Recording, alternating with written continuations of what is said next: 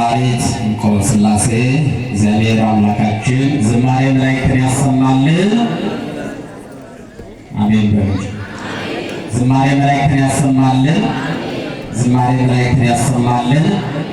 እንዲህ አምሮብን በንጹሕ አእምሮ በቤተ መቅደሱ ተሰባስበን እንድንዘምር የረዳን የአባቶቻችን አምላክ ቅዱስ እግዚአብሔር ስሙ የተመሰገነ ይሁን።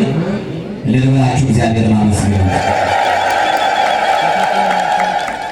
ሁለት መልእክቶች ብቻ አስተላልፌላችሁ ቀጥታ ወደ ትምህርተ ወንጌል የምንሄደው አንዱና የመጀመሪያው ባለፈው የስቅለት ዕለት የነበራችሁ ምዕመናን እንደሚታወቀው ቤተክርስቲያናችን እጅግ በጣም አገልግሎቱ ሰፊ ነው።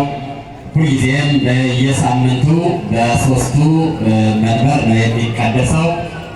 ስለዚህ 15 ልዑካን ናቸው በቅዳሴ ውስጥ ገብተው የሚያገለግሉን። በዚህ ደግሞ ልብሶች የተለያዩ በከለር የተለያዩ ስለሆኑብን አንድ አይነት ከለር መሆን አለበት በሚል ባለፈው ሀሳብ ነገራችሁ ነበር። የተወደዳችሁ እግዚአብሔር ቤተሰቦች ምናልባት ያው ስለደከማቸው ከአገልግሎትም ስለቆዩ ነው እንጂ አሁን እዚህ ፊት ለፊት ያሉ ካህናት ነጭ በነጭ ለብሰው አንድ አይነት ሆነው ሲታዩ ደስ ይላል አይደል? ያምራል። እስኪ በምን ትገልጹልኛላችሁ? እንዲህ አገልግሎቱን በአለባበስ አንዱ ስርዓተ ቤተክርስቲያን አለባበስ ስለሆነ እንዲያምር አንድ አይነት አለባበስ እንዲኖር በማለት ለእያንዳንዳችሁ በቀላሉ በረከት እንዲደርሳችሁ የታላቁ መልአክ የቅዱስ ገብርኤል ስዕል ያለበት መቶ ብር ነው። ባለፈው ያልደረሳችሁ የተወሰነ ቀርቷልና በመካከላችሁ ይዞራል። ስለዚህ መቶ ብር እየገዛችሁ ካርዱን እንድንጨርስ አሳስባችኋለሁ። አልባሳቱ ቢቻል እንዲያው እስከ ሚያዝያ ጊዮርጊስ ካለዚያ ደግሞ ለሌላው ጊዜ አገልግሎት እንዲደርስ ይህንን ማሳሰቢያ ማስተላለፍ ፈልጋለሁ። ሌላው እንግዲህ እንደሚታወቀው ሁላችንም በጉጉት የምንጠብቀው የታላቁ ሰማዕት የቅዱስ ጊዮርጊስ ዓመታዊ በዓል የፊታችን ሐሙስ ነው። ሁላችሁም ካላንደር ስራ ይዘጋል። የትምህርተ ወንጌል አገልግሎት በሰፊው አለን። ማታም ጠዋትም በዋዜማው ሌሊትም በአገልግሎቱ ሁላችሁም ተገኝታችሁ የበረከቱ ተሳታፊ እንድትሆኑ ያልሰሙትን ደግሞ አሰምታችሁ የደከሙትን አበርትታችሁ እንድትናገሩና ይህንን መልእክት እንድታስተላልፉ ለእናንተ መልእክቱን እናስተላልፋለን።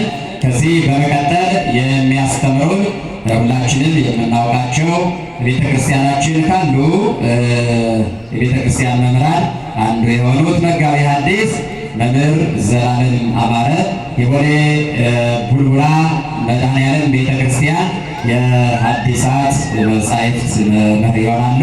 እግዚአብሔር አምላካችን ለመምህራችን ምስጢሩን ለእኔና ለእናንተ ደግሞ የምንሰማበትን ስነ ልቡና አድሮ እንዲያስተምረን የእርሱ መልካም ፈቃድ ይሁን። ሁላችሁም ባላችሁበት ተረጋግታችሁ እንድትሰሙ አሳስባችኋለሁ።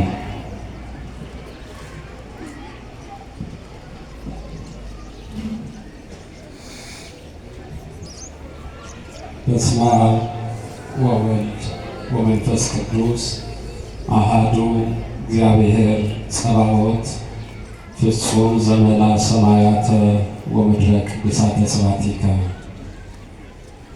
ክርስቶስ ተንሥአ እሙታን አሰሮ ለሰይጣን ሰላም ኮነ። ክቡር መላከ ፀሐይ መምህር በቀለ ተሰማ የዚህ ታላቅ ቤተ ክርስቲያን ዋና አስተዳዳሪ፣ ክቡራን ሊቃውንተ ቤተ ክርስቲያን አበው እንደየማዕረጋችሁ፣ ካህናት ወዲያቆናት፣ ሁላችሁም በዚህ ቅዱስ ስፍራ የተሰበሰባችሁ ምእመናን በልዑል እግዚአብሔር ቅዱስና ገናና በሆነው ስሙ እንደምን አደራችሁ? እንደምን አረፈዳችሁ?